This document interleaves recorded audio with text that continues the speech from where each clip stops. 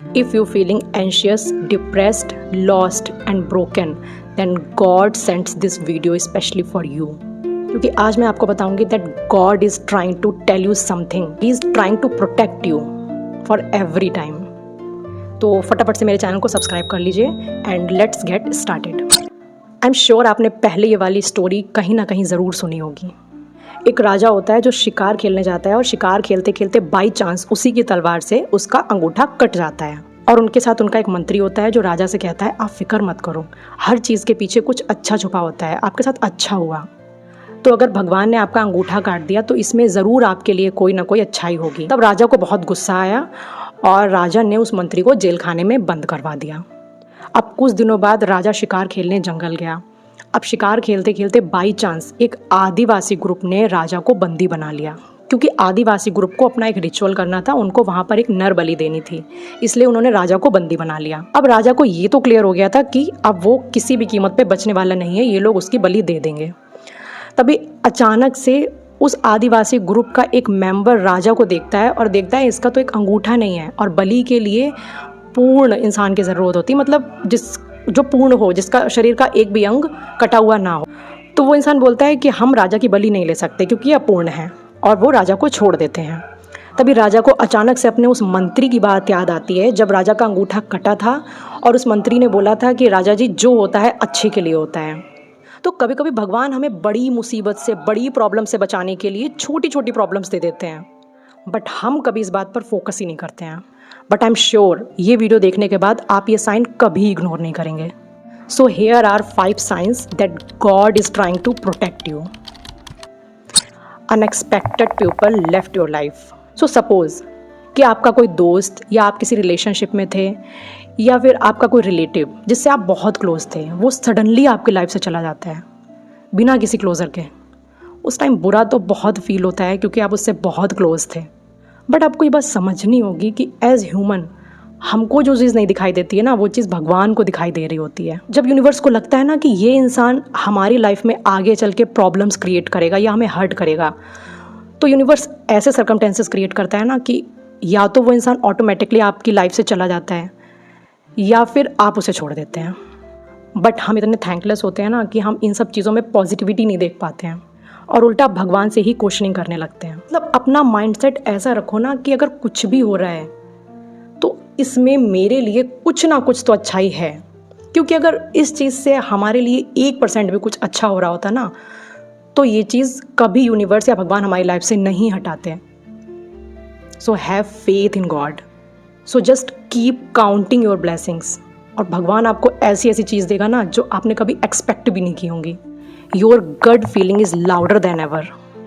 एक बात सोचो, अगर यूनिवर्स को या भगवान को आपसे बात करनी है तो वो क्या आपको मैसेज करेंगे, आपको कॉल करेंगे, आपको चिट्ठी लिखेंगे? नहीं ना। तो उनको तो कुछ ना कुछ कन्वे करना है ना आपको, तो उन्होंने अपने कुछ वेज बना रखे हैं। और आपने ये तो सुना ही होगा कि भगवान हमारे अंदर ही होते हैं।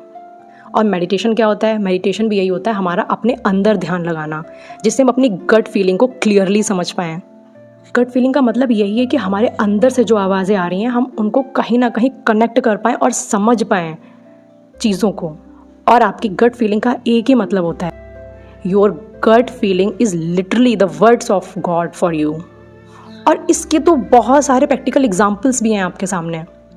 याद करो, आपकी लाइफ में कभी कोई ऐसी सिचुएशन आई है कि आप कोई डिसीजन लेने में अंदर से बहुत नेगेटिव फील कर रहे हैं, और कभी कभी कोई डिसीजन ऐसा होता है जो आप अंदर से बहुत हैप्पीनेस फील कर रहे हैं, पॉजिटिविटी फील कर रहे हैं, तो इसी को तो गट कहते हैं, इसी को तो गट फीलिंग कहते हैं।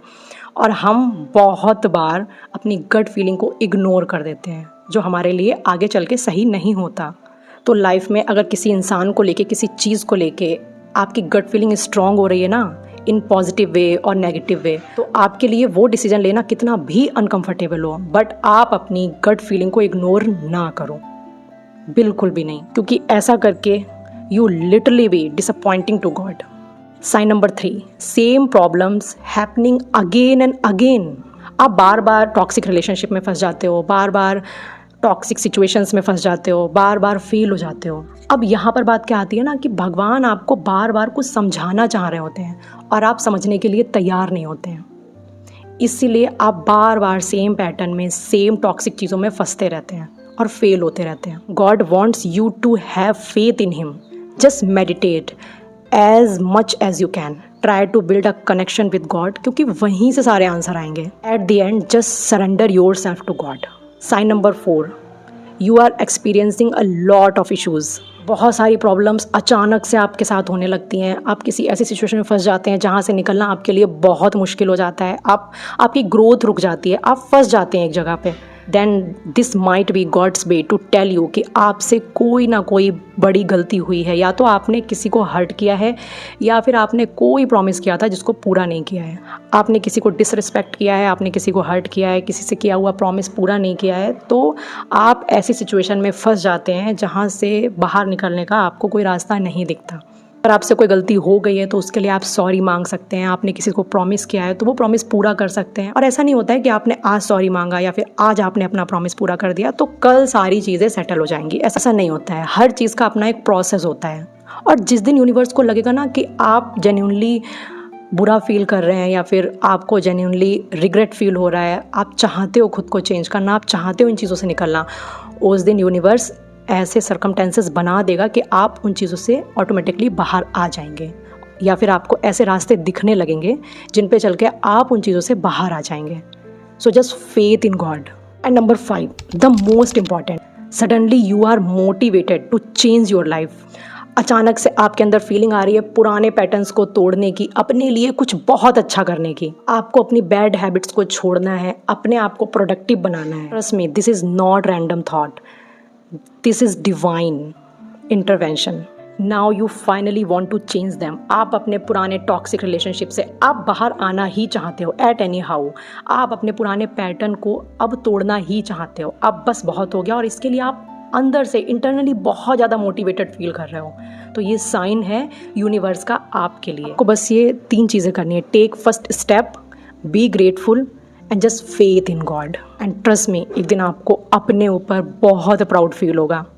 सो अगर आपको मेरी ये वीडियो थोड़ी सी भी हेल्पफुल लगी हो तो मेरे चैनल को सब्सक्राइब करें, लाइक करें, शेयर करें। अगर आप इन साइंस में से कोई एक भी साइंस अपनी लाइफ में एक्सपीरियंस कर रहे हो ना, then say thank you God and do not forget to subscribe my channel.